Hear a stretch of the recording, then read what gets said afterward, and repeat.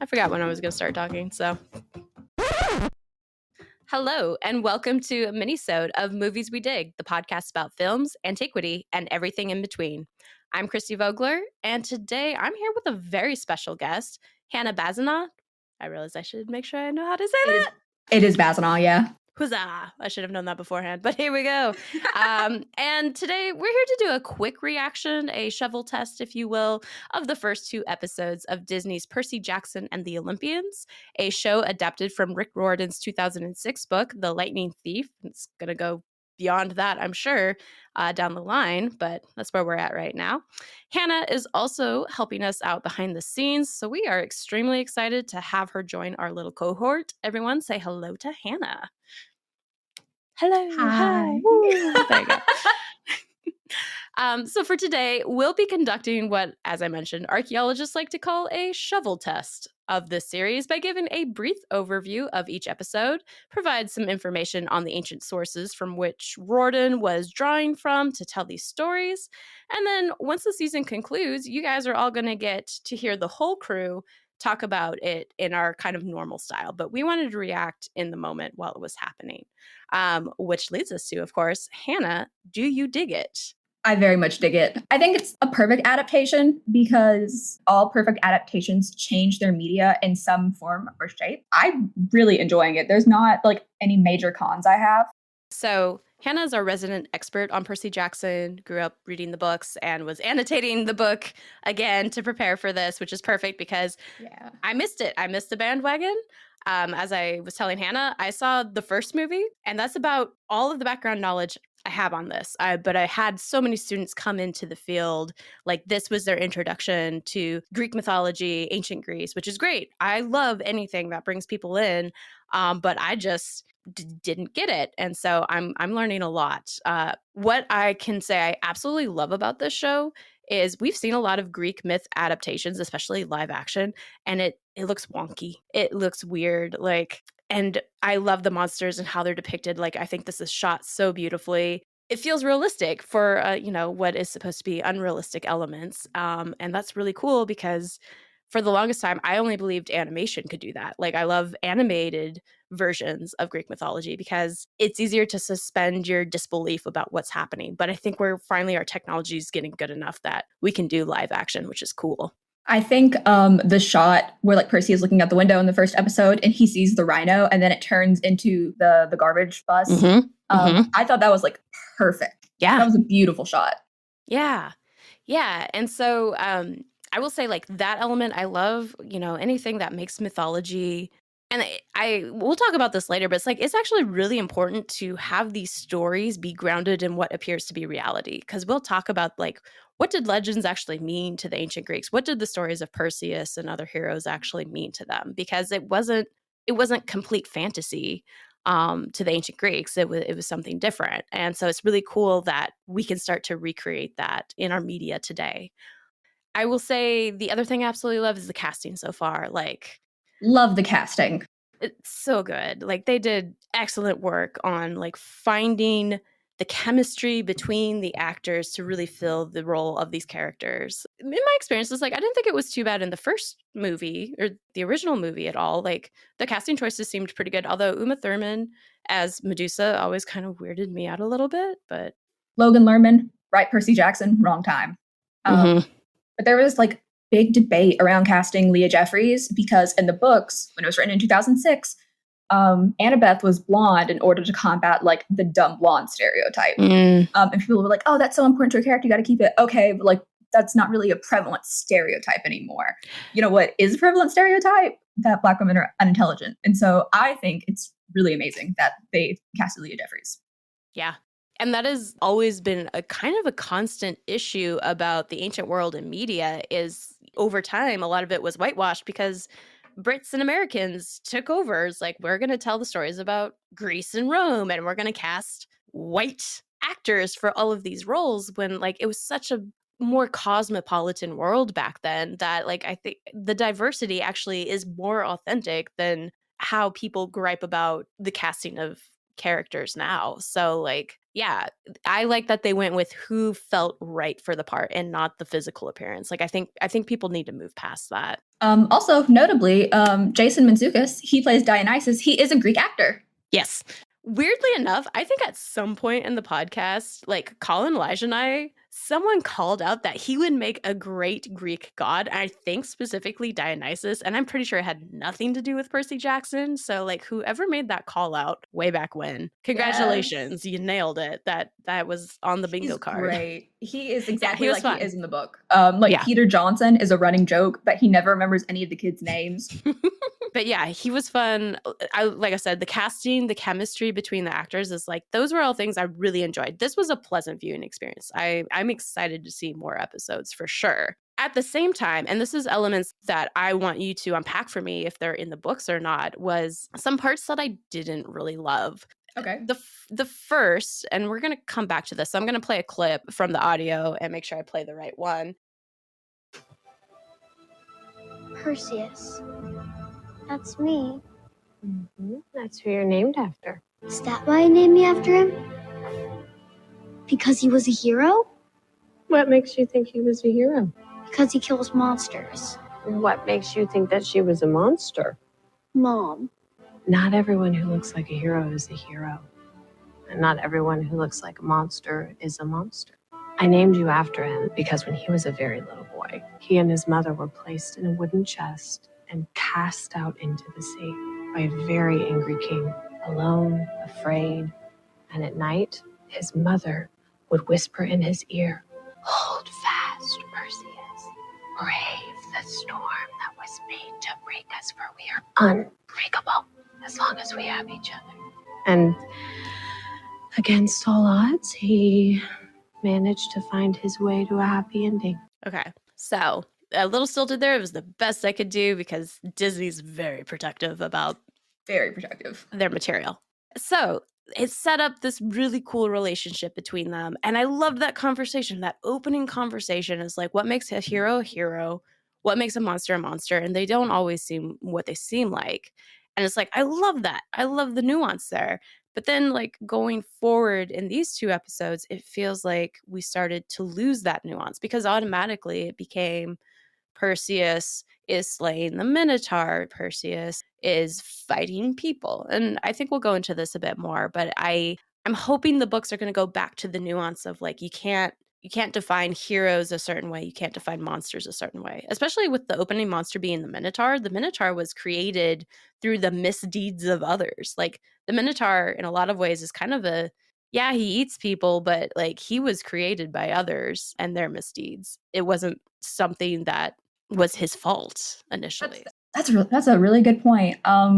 What makes a hero is very much a very central point throughout the books. I see it set up already with Luke and Annabeth, because Annabeth so badly wants to be a hero. She wants to prove herself. And then we have Luke, who is already a failed hero. You can see the scar on his face, which I think is really interesting because he talks about Kleos and how it attaches itself to your name. But like, how is he going to ever have Kleos when he's wearing his failure on his face? Mm-hmm. Or at least we'll talk about that term too. That term is important to consider down the line. But we'll talk about Kleos some more because I think that's an interesting concept tied to this idea of what is a hero. Yeah, what is a hero? Huge theme. And when she says that, we can come back to this, I guess. Go for it. When she says it, these are, spoilers, but if you haven't read the book, I don't really know what you're doing listening to this. They're here to get an education, Hannah, like me. So true. So true. At the end of the book, the big reveal is that Luke is the one working for Kronos to facilitate this war between the gods. Kronos is the voice we hear in Percy's dreams. Okay. He's going like, "Oh, here you are, Percy Jackson, all alone." That's him like reaching out from where he is in Tartarus. Luke looks like a hero to Percy. Luke is who sweeps him in under his wing. He teaches him all these things about camp that he doesn't know. When he sets out on his quest, he's the one who gives him like the winged shoes. Mm-hmm. Like Luke is very much this hero figure, but he is not a true hero. And he is easily who Percy could have been if things were just a little bit different. So that's kind of like what's so important about Luke. And actually by the end of the books, they acknowledge that like Luke's point, he wasn't wrong. The gods do need to change. He just went about it in the wrong way. So it's a pin in that, because we will definitely be coming back to, it's like, not only should we be answering the question of like, what makes a hero, but like what makes a monster? Because that was something kind of alluded to in this opening scene, especially because, right, they're standing in front of the statue of Perseus holding the head of Medusa. Let's take a moment to shout out to that one statue of Medusa holding Perseus' head. Yeah. I think about that all the time. Yeah. Great statue. Also weirdly problematic in its own way, because even though it seems like a feminist message overall, all it really is patriarchy, just with reverse gender happening. Interesting. Oh, if you think about it, right? You're solving your problems with violence by holding power over someone else. You just have women doing it instead of men. So it's not really solving the issue of violence.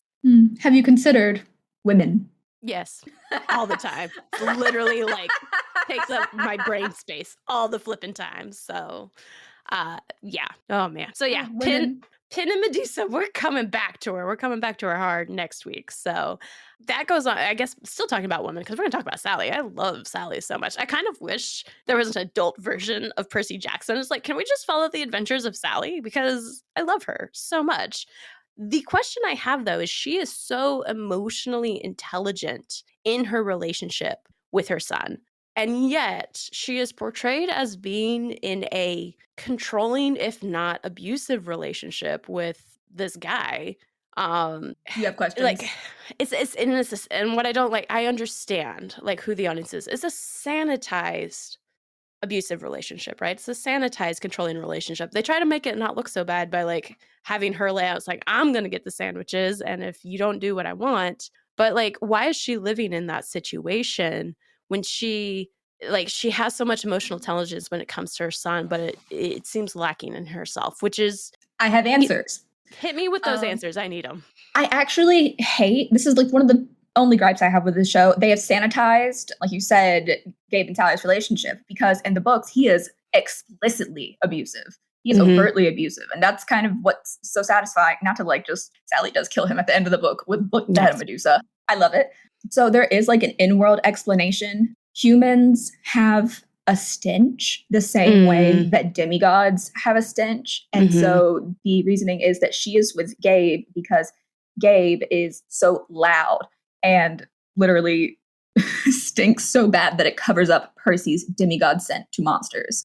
They made Sally a lot more in control of herself, I think, and have a much more proactive role in Percy and protecting Percy in the show. But just like, it was much worse in the books. And honestly, I don't like just he's just kind of a loser depiction of Gabe, because I don't know, I think it takes away from the complexity of it.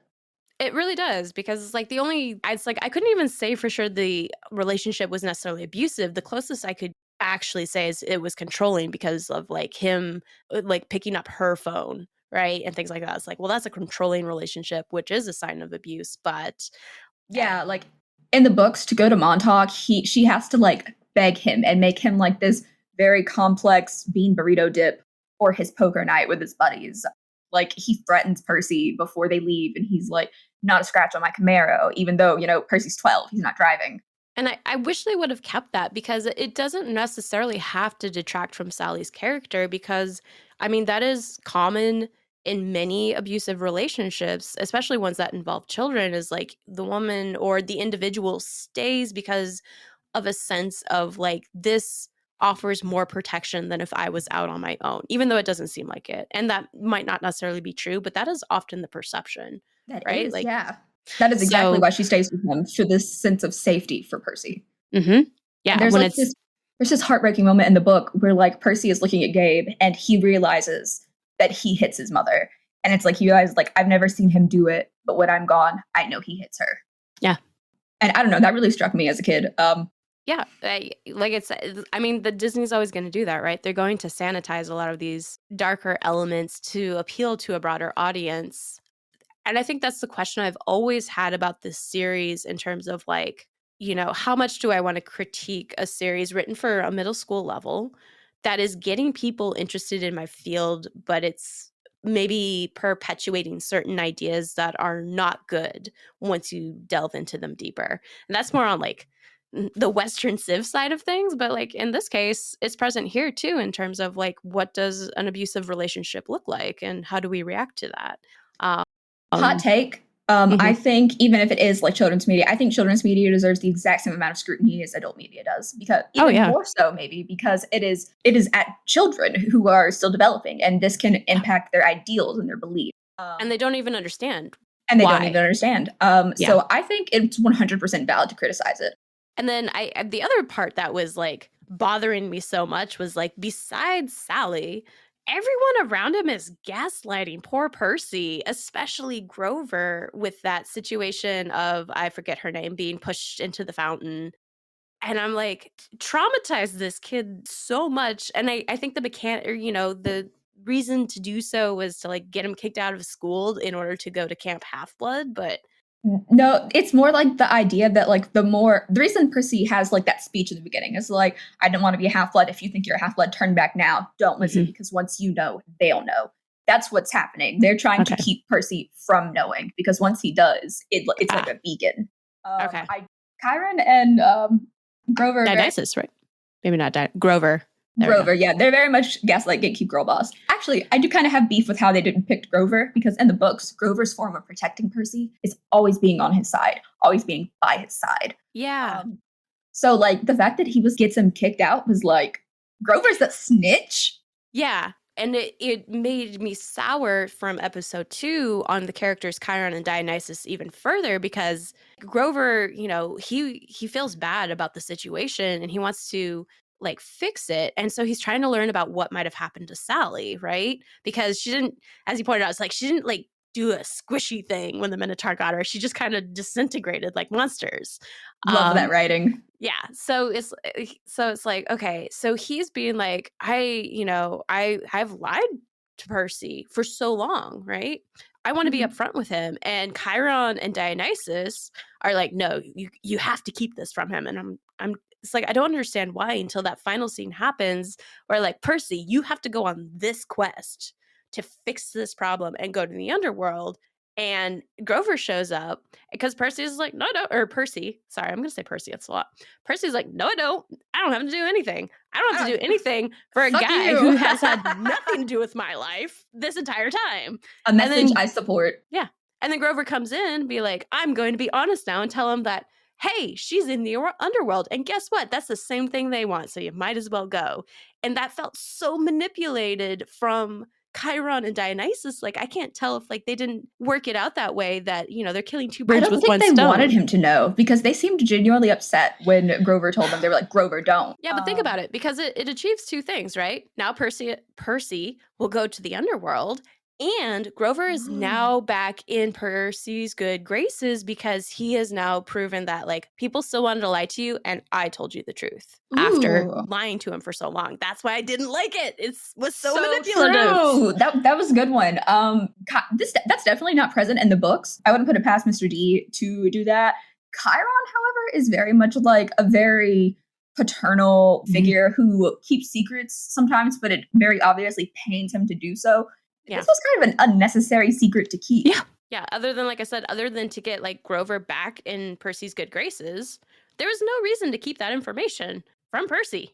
They also didn't intend for Grover to know, though, I think, because Grover has to go to like the Council of the Cloven Elders, which we don't see which we don't really see in the books. And I wish we would have seen actually in the show, like at least a little bit of it. We saw a nymph, right? Like, I thought that was cool. A tree nymph, a dryad, yeah. Dryad, there we go. Yep. So yeah, those were the things that I did not love about these first 2 episodes. And so it's kind of nice to see this. Like, that was a Disney choice, and it wasn't necessarily a book choice in a lot of ways, which, that's what I've been waiting for, is to see what Disney does to be Disney, because Disney That's true. does some, not like in a lot of their movies, they do things I don't like. So I'm glad you're here to explain the difference between the two, because I think that's really important.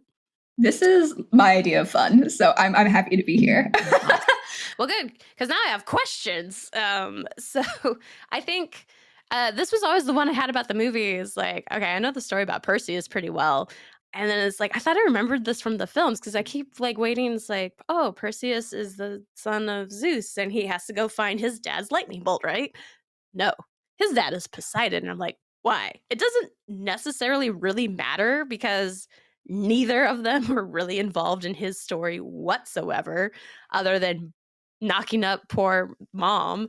So I guess it doesn't matter, but it's like, why was that choice made? Or do you have a sense of why he went with that? I think we know this story originated as something he told his kid. So I can definitely see it just being like his kid's personal preference. And by then it was so embaked into the character of Percy that he didn't want to change it. It could also just be our modern perception of Zeus as like king of the jerks, stepping out on Hera, doing some mischief. Poseidon, but now it's on Poseidon, which she's not necessarily much better. So yeah, that is on Poseidon as well, but we don't necessarily like as a society have as much of a negative view of him. Whenever people who like Greek mythology talk about Zeus, they're like, oh, Zeus again. That's true. But we don't have that same kind of like attitude towards Poseidon. Yeah. Also, water power is cool. It is. Also, okay, so my other favorite scene was when Percy comes home and Sally is sitting in the rain listening to Olivia Rodrigo, Logical. And I looked up the lyrics and I'm like, my God, it is perfect for her character because here's the opening lines. Master manipulator, God, you're so good at what you do. Come for me like a savior, and I'd put myself through hell for you. Hear all the rumors lately that you always denied, and I fell for you like water falls from the February sky, but now the current's stronger. No, I couldn't get out if I tried. But you convinced me, baby. It was all in my mind. And I'm like, go stream Guts right now. I love her. So good. Yeah. So I'm like, oh, first of all, great choice of song. And then I looked at the lyrics again. I'm like, excellent choice of song considering the character. So and then like she's sitting in the rain thinking about him. Yeah. And I think I saw an interview with Rick Riordan talking about how like they're going to expand upon their relationship a bit more down the line, I think. Or like we're going to get a little bit more than that than I think what was necessarily present in the books. But who knows? Calling Poseidon noble, I'm like, in the sense of regal, maybe, but okay. Anyway, okay, so that was my first question. Question 2 is the pact between the big three, Zeus, Poseidon, and Hades, with this idea that they would, they made this pact of like, we're not going to sire any more children because they're too powerful, and then proceed to just not follow the pact whatsoever, and we end up with the category of forbidden children. Why would they care if their children were too powerful? I don't understand. Like, that seems to be exactly their kind of jam. Zeus would love for his kid to be powerful, but that gets Hades, and like that's supposed to get like Hades and Poseidon pissed. They're like, oh, why do you get to have a powerful son and I don't? And then like it's supposed to be like an inherent power struggle where they each keep trying to one up each other. And then so glad they left this out of the show. I was hoping they would, but they highlight specific historical figures as like children of the gods. And one of them is they say that World War II was fought between children of the big three, which implies that they fathered Nazis. So I'm glad they left that out. Also, fun fact, like when they're in the disciplinary scene and you can see like that painting of George Washington in the background, George Washington is one of those historical figures. He's supposed to be a son of Athena. And like the odd thing is like it would make more sense that they made the pact because Zeus is constantly afraid that one of his children is going to overpower and overthrow him. He's constantly afraid of that. That actually would have been so much better. Makes sense, right? It's like that's in keeping with the logic. And then my other thought, sitting back here and looking at Camp Half-Blood, is just like, man, the gods get around a lot for like the same general age of kids to be doing like massive capture the flag events, and 3 of the gods supposedly aren't procreating. That's a lot happening right there. Which 3? Oh, those 3. Because we don't even touch on how Artemis has the Hunters of Artemis. Her cabin is symbolic. Okay. We do have Athena making brain babies, which I always like. I know she's like, I don't know. She's Yeah. Eric Douglas. I kind of like it, actually. I'm not even going to lie. I like the brain babies. I'm going to have that explained down the line, but I feel like we should save conversations with Athena with the next one with Medusa, and when we get to do a little bit more with Annabeth too, I think. I love Annabeth. She's so good. I do too. I really like her. The thought of Athena having a bunch of children is also just kind of like, If it makes you feel any better, none of them are good parents. But that's in keeping. That's tradition. Biggest cabins are the Apollo cabin and the Hermes cabin, if I'm not mistaken. Aphrodite's actually pretty big too. Aphrodite would make sense. Ares would also make sense because he's hooking up with Aphrodite. So like, but would they make god kids? um, Well, in this context, yes, they would make god kids. yeah, technically, yes, yeah, pretty much. But they're not like powerful gods, so whatever. It would make sense overall. Yeah. So okay, so I've got that, and then the last one was this mechanic explained with the introduction of Dionysus, which I thought was interesting. Was the idea that demigods can do things that gods are forbidden from doing for themselves. And I thought that was a really interesting mechanic that Rick Riordan, I'm assuming he introduced that, or He did. Okay. Yeah, go ahead. Can you explain that a little bit more? Yes, that is actually why. Okay, the Fury Electo, Mrs. Dodds, who is watching Percy, she's there because, fun fact, we're recording this on the solstice. It is on the solstice in the books that year-rounders at Camp Half-Blood took a field trip to Olympus, and while there, that's when the bolt was stolen, and so that's why it's given the deadline until the summer solstice. Gotcha. Okay. That's the idea that they can't directly sabotage each other. So they had the idea is that Poseidon had Percy steal the bolt in order to weaken Zeus's hold. Okay. Obviously he didn't, but yeah, that's the idea. And I think that's pretty maybe that doesn't have any direct historical parallels, but you do see it when they're messing around with the Trojan War and stuff like that. Yeah, that was the parallel I saw, was this idea that Zeus is the king of the gods, right? But he ultimately has to answer to fate. But what's really interesting in the way it's talked about in the Iliad is Zeus suggests that he can change fate. He could interfere and prevent the death of one of his own sons that are fighting on the battlefield. And what actually stops him is not his ability to do it, but it's the fact that Hera steps up and says, you say we can't do that. If you do this, we will band together and we will overthrow you. So it's kind of collective action is stopping Zeus from doing whatever he wants, which is kind of an interesting element. There's technically the gods really could do anything they want, but they are beholden to each other. And as I mentioned before, Zeus is constantly afraid of being overthrown because he comes from a long tradition of that, of the son overthrowing the father and taking his place. So this is an interesting mechanic to introduce. I don't find it problematic. I think it works well for the storyline. But yeah, as you mentioned, it doesn't really have a one-to-one equivalent in ancient myth, as far as I'm aware of. And so they're not directly playing against each other, but they have these little pawns they can move around, and they're people, they're children. Yeah. So that's also my favorite part of the books is that the books end with Percy being okay, yeah, I saved Olympus for you. Now, in return, I don't want godhood. I want you to take accountability for your children. So it ends with they must all be claimed by the age of 13. Okay. The idea, I like that. Yeah, I like that. I like that as a message because it's not about then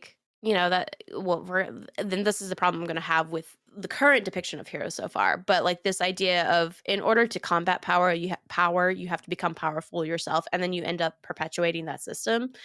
But instead, the other choice is to, again, collectively work together and demand accountability from those who are in power. Yeah. And so that's what I think is so beautiful. Percy is offered the chance to become a god himself, and he turns it down. And apparently, I think there's a big deal made because no one has ever turned down godhood. And that is so Disney, though. That is Disney's Hercules. Yeah, he turns down godhood, and instead he's Luke was right. Y'all are bitches. Take responsibility for your children. Pay your child support. Yeah. This is another one of the problems that at the end of the series, another one of the problems that Luke fosters hatred towards the gods for is because that they have these children just to use them as pawns. Yeah, and I think that's a really good message. So I'm hoping that's going to come out more. Okay. So do you have any further thoughts on just what we've talked about so far? Did you have questions about ancient? I could talk about the ancient myths, but in our notes about Cleos, and you have a point that's children of Ares don't necessarily seek glory because Clarice says glory is fine, revenge is more fun. They do. Clarice is another example of not everyone who looks like a monster is a monster, because from her behavior, it's oh, she's a bully, she's terrible, and she's definitely not doing great. I like that they pull it back a little bit because she's yeah, I don't actually want to maim or kill you. I want you to declare yourself a fraud. Clarice does want glory, but she already has it. like the reason she gives that scream when Percy like breaks her spear, which DR Good John, her rent was due. Water was off, lights were out. She killed that. She killed that scream. It's because it was a gift from Ares. He's acknowledged her, and that's a big deal. It's a big deal to be acknowledged, even given a gift.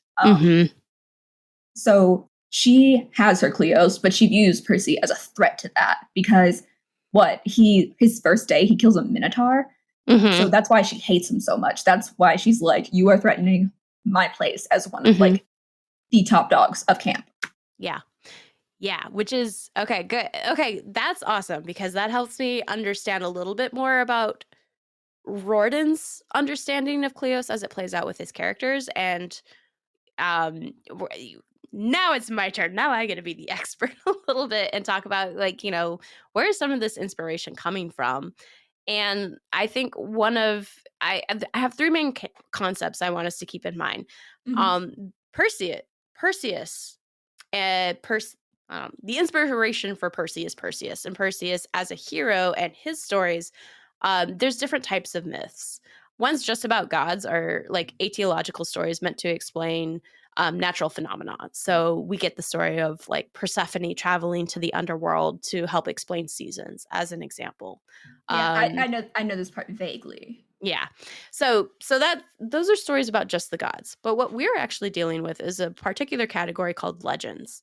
The Trojan War and the Iliad is probably one that most people are familiar with, but any kind of hero story, Theseus, Perseus, Heracles, any of them falls in this character of legend where gods are present in the story, and they might influence some of the events, but the main driver is the hero. And what's really cool is that a hero can be a man or a woman. In fact, like in ancient Greek society, hero worship is a literal thing where like you like someone. There's a cult to Helen, for instance, Helen of Troy, better known as Helen of Sparta. My girl did nothing wrong. Yeah, she is considered a hero, and she was worshipped. And what that means is that for the ancient Greeks, legends and these stories around these heroes were about real people and real events that took place. As far as the ancient Greeks were concerned, the Trojan War really happened, and they were descended from the heroes of the Trojan War. And these other stories are meant to explain their ancestry and their heritage and why they are where they are in the world.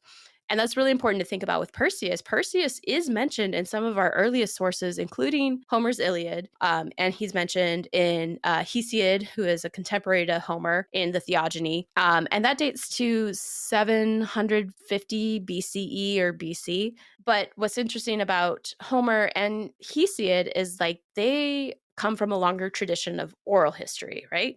So these stories about these people and these events that took place go back as far back as the Bronze Age collapse of the 1200s BCE. And like I said, it's grounded in reality. As far as the ancient Greeks were concerned, when we think of ancient Greeks, we think of like 5th century a lot of the times with the Parthenon and all of that. These are real people. They have real tombs you can go and visit. Alexander the Great, one of his main stops on his whole conquest was to go and sacrifice at the tomb of Achilles. Ooh, that's cool. Yeah, it was a real place. He was a real guy. He had such an important thing. And what's really interesting is that most of the stories we have about Perseus, for example, like I said, some of the earliest ones are coming from Homer and Hesiod, but the ones coming after that are not what we would consider playwrights or, myth makers. They were historians and geographers explaining how Perseus's actions in his lifetime led to the results of like the city being here or this particular royal line controlling this city.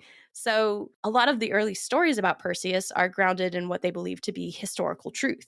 It's only like when you get to later Romans that the Romans start to turn it on its head and think it's like, oh no, it's more of a myth. We've got to like get these stories coming out, and that that doesn't happen until like the 1st, 2nd century AD, which is like 900-year difference between when Perseus is first written about. So the important thing is like legends in terms of the heroes, true stories, which is really important to think about and why I like the realism of the show.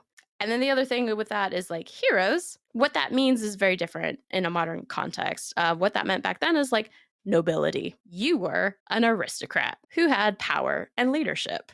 That's all it meant to be a hero. You were born lucky is kind of what it is. Yeah. And I could imagine our billionaires being demigods. That would be terrible. Exactly. That's exactly like the equivalent I was thinking of was genius, where like, use the word like Albert Einstein. Like there's certain names you can drop being tied to intelligence, supposedly, like Elon Musk. And, it's like a lot of those individuals were very intelligent or important just because they had all these resources to kind of uphold themselves in a society, and they get this title. Yeah, you get to be this genius because you've never had to work at doing anything else at the same time. Yeah. My parents owned an emerald mine. Exactly, right? And if he has no haters, I'm dead. When you have the resources to take care of like your daily needs and you can expend all of your energy on other endeavors, it's really easy to look powerful or to become powerful, to appear like a genius or heroic or whatever. So that's kind of one thing I want us to keep in mind going forward when we're trying to answer this question in Rick Riordan's world of like, what is a hero? Well, what it wasn't back then, it was just like, usually it did mean you were a son of a god, but that just kind of like upped how shiny you were. You were, Paris, who is he? Paris was the son of some god. Man, I'm blanking. But he was? Is he only half brother to Hector? No, you're right. No, he was just nobility. But his nobility was so apparent that even when he was a shepherd, because he'd been exposed as an infant, that everyone saw him was like, oh, he's so great. Paris is not great, guys. But anyway, everyone around him at the time believed he was great simply because he was a noble. And therefore, there's like, I don't know, you're holographic or something. I don't know. So all of that brings me back to kind of this point that you had brought up of what Kleos is. And I think Luke actually gives a pretty good explanation. So Luke describes it as being the equivalent to glory, stuff that attaches itself to your name and it makes it bigger, scarier, and more important. And he mentions that it's gained through feats of skill. And in the show, they show it as archery and blacksmithing, which I thought was cool. They were trying to like, they only did 2 skills. But yeah, I was hoping for a longer montage. But let me say, as an archer, that is not how you conduct an archery range. You gotta yell clear. People need to be behind a line. Why are you lighting it on fire? I appreciated that moment. It's like, I wouldn't. It was really funny, but as an archer, I was like, what are they doing here?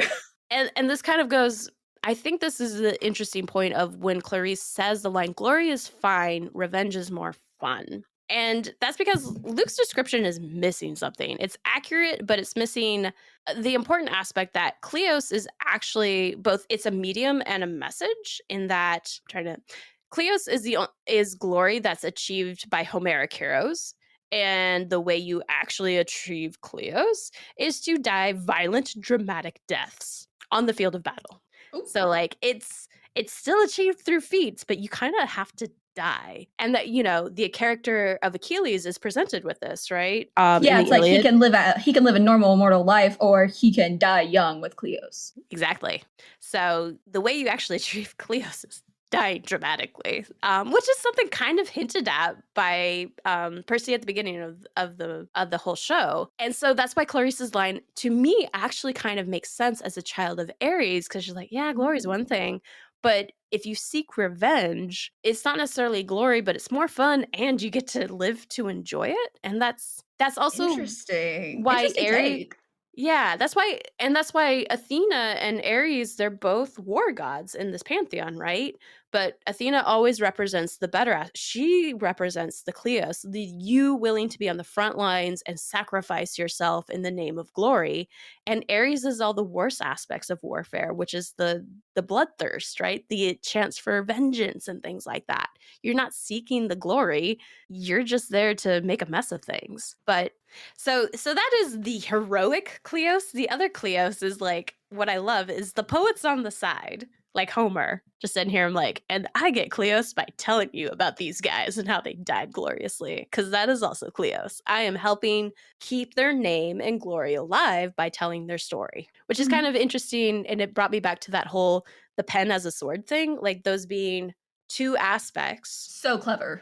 Of Kleos, I love it. Right? It's what you do in a physical capacity of usually fighting other people, But it's also this ability to create and commemorate through writing. Like it seems like a two-choice sort of thing to me. And I guess I'll say this first. To me, it really does seem that like Sally's the one who actually gets the most Cleos in these first 2 episodes because she sacrifices herself to save her son. And I think that's why Percy is so, that's why he won't just give in to Clarice and say he's a fraud, right? He killed the Minotaur because of what his mom sacrificed. So like he won't just give in that way. I find it very meaningful that like I don't see this so much in the books, but in the musical, good musical, I love it. Good Kid makes me cry every time I listen to it because it's about being trying to be a good kid but always failing because of like ADHD and other problems, and adults don't believe in you. I cry when I listen to it. Rick was also like very involved in the making of the musical. And there's like this part where they're singing about like who their parents are. And they've been singing about their godly parent. And Percy chooses to sing about Sally instead. And then in the show, we see him like he's sacrificing the blue candy that Sally brought him to try and talk to her. It's like, who's your parent? And he goes, Sally Jackson. I love that. I love that vision. Yeah, that was a great moment. I really enjoyed that too. We talked way much longer than I thought. I knew you and me were going to chat so much. Like, that's just what I've learned over the last few meetings with each other. So we are also on a trial version of this platform that we're on. So we're going to start wrapping up with some concluding thoughts, but we got plenty of time for that. And I was just going to say, like, what I'm really hopeful for the series going forward is this return to the kind of nuanced speech that Sally gave at the beginning of like, what is a hero? What is a monster? Like, that's what I'm really hopeful at seeing, but I'm kind of concerned that that won't end up being the case. It might be for the hero side of things based on what you've told me today, but I'm feeling like the monsters are going to get kind of the short end of the stick here. I know what they're doing at the beginning with this speech, and I think we have enough time to play it, so I'll play it really quick. Here we go. Look, I didn't want to be a half-blood.